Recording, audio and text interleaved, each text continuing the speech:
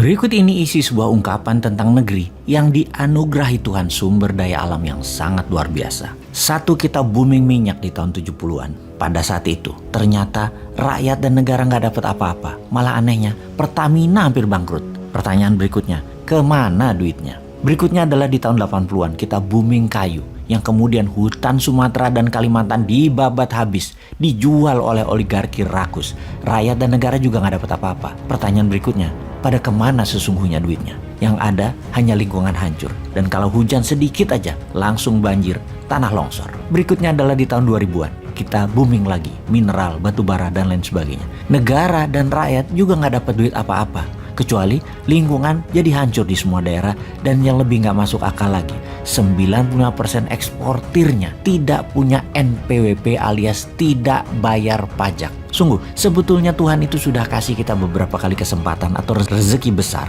Tapi kita nggak becus mengelolanya. Hanya segelintir manusia yang dekat dengan kekuasaan serta penguasa saja yang mendapat manfaatnya. Fakta data yang lain lagi kita jelaskan. Dari tahun 2000 hingga sekarang tahun 2022, GDP per kapita naik 250%, yaitu kontribusi zaman Pak SBY itu naiknya 215%. Dia beruntung karena harga komoditi naik pada saat itu. Sebelum zaman Pak SBY adalah zaman Ibu Mega, naik 25%-an. Dan zaman sekarang dalam 7 tahun baru naik 10%-an, alias dalam 7 tahun, setahunnya hanya naik 1,5% saja. Sungguh, dalam 7 tahun terakhir ini juga, hutang menumpuk menjadi 6.600 triliun atau naik hampir 4.600 triliun dari hutang negara sebelumnya di tahun 2014. Belum lagi ditambah hampir 2.000 triliunan hutang BUMN yang baru. Maka bisa dikatakan 3 kali kesempatan ditambah kelolaan negara dalam 20 tahun terakhir. Terbukti manajemen kelolaan negaranya juga tidak bisa membuat rakyat sejahtera dan bisa membuat negara Indonesia ini menjadi negara berdaulat yang utuh. Secara ekonomi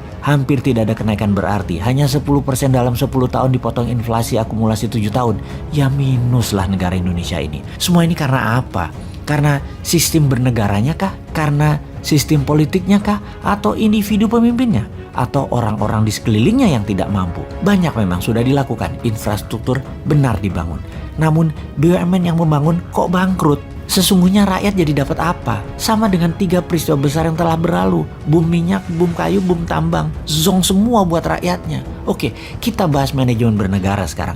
Kita diskusikan soal subsidi BBM yang dicabut, di mana subsidi niatnya membantu namun ternyata membuat rakyat manja yang sudah kronis dimanja selama 40 tahun lebih akibat subsidi. Dan ternyata di sisi lain kita tidak dapat apa-apa juga setelah memanjakan rakyat tersebut. Lalu 1 tahun ini subsidi BBM dialihkan. Kita dapat sekitar 350 triliun yang digunakan untuk membangun jalan kereta api double track di seluruh Indonesia, namun belum menunjukkan berdampak pada percepatan pertumbuhan ekonomi juga. Terdapat fakta lain lagi, yaitu ternyata hutang negara juga meningkat tajam. Adakah solusinya, wahai kaum New Mind? Ya ada. Begini melihat masalah dan peluangnya. Kekuatan bangsa Indonesia salah satunya adalah kekuatan alam mineralnya.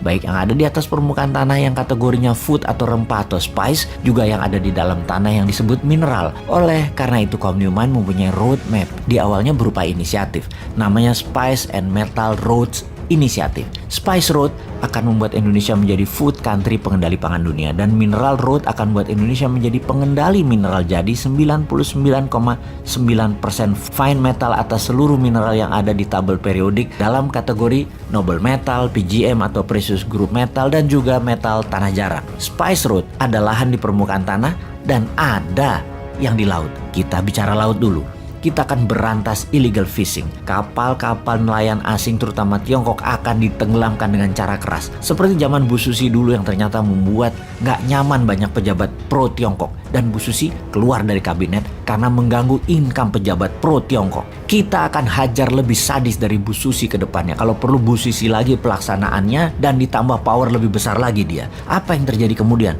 Pasti industri perikanan cold storage di Filipina, Malaysia, Thailand, Vietnam, dan RRC atau Tiongkok bakal kosong alias tutup.